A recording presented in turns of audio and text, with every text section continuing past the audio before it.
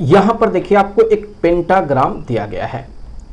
इस पेंटाग्राम में यहां पर ये जो एंगल है अल्फा, ये एंगल यहां पर हमें पता करना है। देखिए पेंटाग्राम का मतलब है कि यहां आपको 5 लाइन दिखेगा। एक ये हो गया, दूसरा ये हो गया, तीसरा ये हो गया, चौथा ये हो गया और ये पांचवा हो गया। तो ये पांचों लाइंस जो है ये इक्वल होता है। तो इसीलिए यहां पर ये वाला एंगल, ये वाला एंगल, ये वाला एंगल और ये पांचों एंगल्स भी यहां पर इक्वल ही होगा। मतलब कि अगर ये एंगल अल्फा हुआ तो फिर ये वाला भी एंगल अल्फा हो जाएगा और ये वाला भी एंगल अल्फा हो जाएगा। वैसे ही बाकी ये दोनों भी अल्फा अल्फा हो जाएंगे। तो फिर हमें यही अल्फा पता करना है। तो मैं यहां आपको क्लियर कर दूं कि ये वाला जो लाइन दिख रहा है और ये वाला जो लाइन दिख रहा है ये दोनों बराबर होंगे। अब अगर ये दोनों लाइंस बराबर होंगे तो फिर ये एक आइसोसेलेस ट्रायंगल होगा। ये दोनों लाइंस बराबर हैं इसलिए ये एक आइसोसेलेस ट्रायंगल होगा। तो फिर अगर ये एक आइसोसेलेस ट्रायंगल होगा तो फिर ये वाला एंगल और ये वाला एंगल भी बराबर होगा। मान लिया हमने कि ये एंगल है बीटा। अगर ये बीटा पता चल जाए तो फिर अल्फा निकल जाएगा, क्योंकि इन तीनों एंगल का सम 180 डिग्री कर देंगे हम। तो फिर हम बीटा कैसे निकालेंगे? तो चूंकि यहां पर देखा जाए ये टोटल एंगल 180 डिग्री है, सो अगर हमें ये वाला एंगल पता चल जाए तो हम 180 डिग्री में से इसे निकाल देंगे तो हमें बीटा पता चल जाएगा।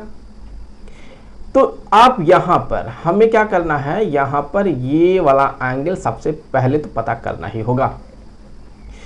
चूंकि ये एक पेंटागन है तो फिर ये वाला एंगल, ये वाला एंगल, ये वाला एंगल, ये वाला एंगल और ये वाला एंगल, ये पांचों एंगल्स भी यहां पर आपस में बराबर होंगे।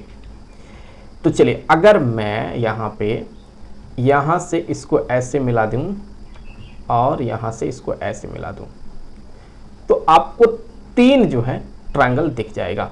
3 ट्रायंगल मींस एक ये हो गया, दूसरा ये हो गया, तीसरा ये हो गया।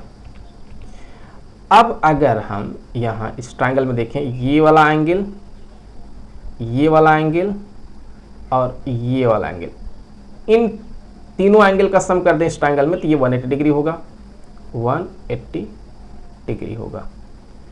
वैसे ही अगर हम जो है यहाँ पर ये वाला एंगल, ये वाला एंगल और ये वाला एंगल का भी सम करेंगे तो ये भी 180 डिग्री होगा।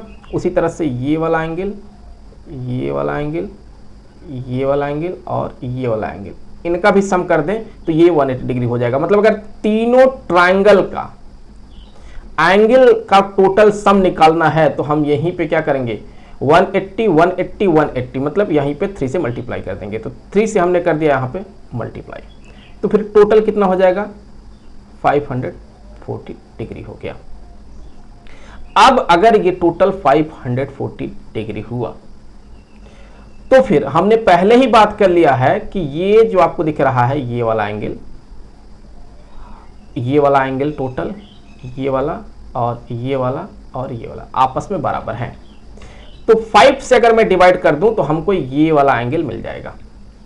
तो अगर मैं यहीं पे 5 से डिवाइड करता हूं इसे, 540 को मैंने यहाँ पे डिवाइड कर दिया कितने से, 5 से, तो ये आ जाएगा 108 डिग्री, 108 डिग्री होगा। तो अगर ये वाला एंगल ये 108 डिग्री हुआ तो फिर ऑब्वियस सी बात है 180 में से 108 डिग्री सब्ट्रैक्ट कर दिया जाएगा तो ये बीटा मिल जाएगा, जो कि इक्वल होगा यहाँ पर 72 डिग्री के। तो ये भी यहाँ पे हो जाएगा 72 डिग्री।